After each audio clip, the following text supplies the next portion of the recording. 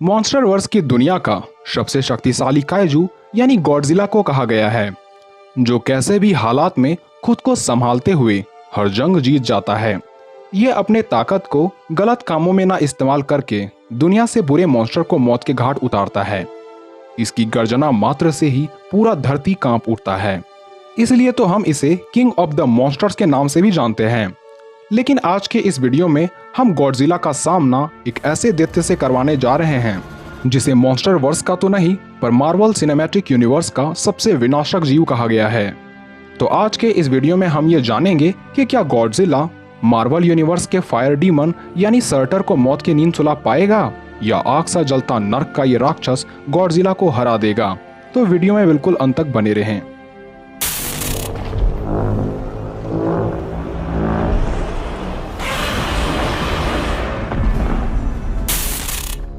अगर बात करें सर्टर की तो इस मॉन्स्टर की झलक हमें देखने को मिली थॉर द रैग्नारोक मूवी में। फायर डीमन का राजा सर्टर हेल का रूलर है।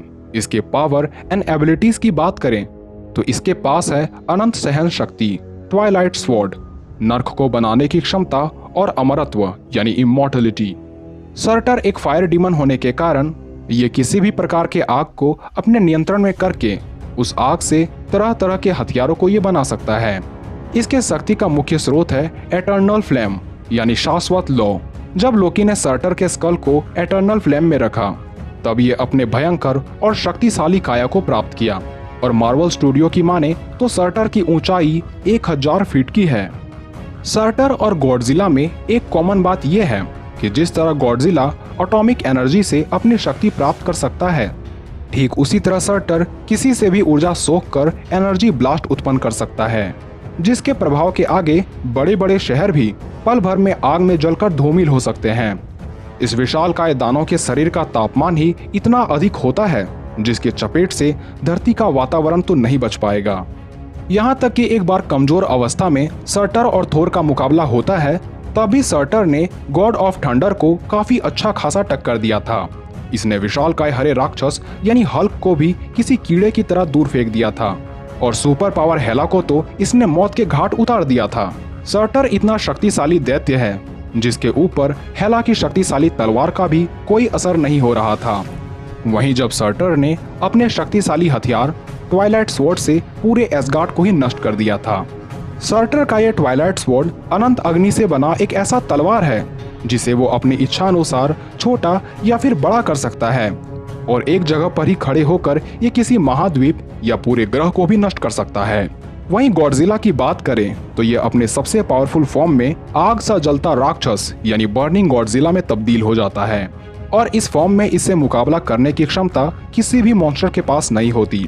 गॉडजिला इतना शक्तिशाली काइजू है जिसने किंग गिदोरा के ग्रेविटी बीम को भी काफी आसानी से झेल लिया था और किंग गिदोरा के सिर को उसके धड़ से अलग कर उसे अंतरिक्ष में फेंक दिया था।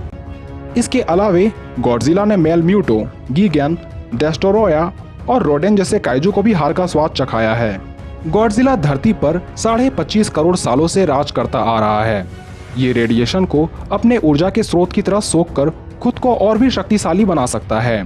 393 फीट विशाल और लगभग 1 टन वजनीय बर्निंग गॉडजिला के चलने मात्र से ही धरती पर भूकंप और सुनामी आने लगती है। यहाँ तक कि इसके शरीर से उत्पन्न होने वाली थर्मल न्यूक्लियर पल्सेस विशाल इमारतों को भी पिघलाकर रख देती है। इस काइजू का सबसे शक्तिशाली अटैक है इसके एटॉमिक ब्रेथ, जिसके इस्तेमाल से इसने म्यूटो को मार डाला था और इसने धरती के सरफेस को चीरकर सीधा धरती के कोर यानी 3000 किलोमीटर गहराई तक पहुंच गया था। बर्निंग गॉडजिला के ऊपर किसी भी तरह के इंसानी हथियारों का कोई असर नहीं होता। बड़े बड़े टैंक्स और मिसाइल इसके करीब आते ही इसके गर्मी से झुलसकर नष्ट हो जाते हैं।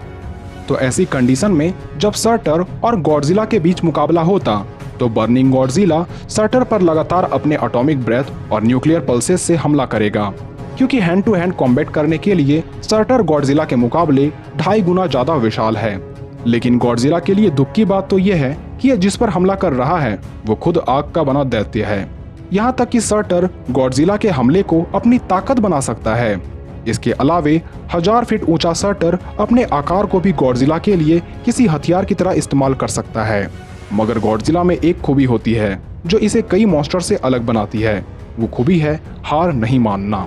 क्योंकि सर्टर के गर्मी का भी असर बर्निंग गॉडजिला को नहीं होगा, इसलिए गॉडजिला सर्टर के पास जाकर सर्टर के किसी विशेष अंग पर अपनी एटॉमिक ब्रेथ और न्यूक्लियस पल्सेस का बौछार करने लगेगा, जिससे हो सकता है कि सर्टर को थोड़ी परेशानी होगी, क्योंकि इतनी एनर्जी को सर्टर ने कभी नहीं सोखा होगा।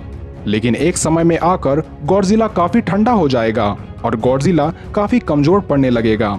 और ऐसे कंडीशन में जब सर्टर गॉडजिला की सोखी गई एनर्जी को एक साथ गॉडजिला पर दे मारेगा या अपने ट्वाइलाइट स्वॉर्ड से गॉडजिला पर हमला करेगा, तो गॉडजिला का बच पाना नामुमकिन हो जाएगा। यहाँ गॉडजिला के हारने का एक और रीजन ये भी है कि गॉडजिला काफी देर तक अपने एटॉमिक ब्रेथ को ज्यादा देरी तक नहीं छोड़ सकता, लेकिन सर्टर अनंत काल तक बिना थके किसी भी लड़ाई को जारी रख सकता है। वहीं Godzilla hand to hand combat में भी ज्यादा देरी तक लड़ाई नहीं कर पाता। ऐसे में जब सर्टर और बर्निंग गॉडजिला के बीच किसी तरह से लंबे समय तक लड़ाई चलती, तो इस बैटल में बर्निंग गॉडजिला के जीतने की थोड़ी भी उम्मीद नहीं बचती। खैर, ये तो हुई एक बर्निंग गॉडजिला और पावरफुल फॉर्म में आए सर्टर के बीच। लेकिन अगर ये लड़ाई सर्टर के कमजोर फॉर्म में गॉडजिला के साथ होती, तो सिनेरियो कुछ और ही होता। यहाँ तक कि गॉडजिला के ही सबसे पावरफुल वर्जन यानी गॉडजिला अर्थ का मुकाबला सर्टर से होता, तो बाजी पलट भी सकती है, क्योंकि जिस तरह से सर्टर 1000 फीट ऊंचा है, ठीक उसी प्रकार गॉडजिला अर्थ भी 1043 फीट ऊंचा है।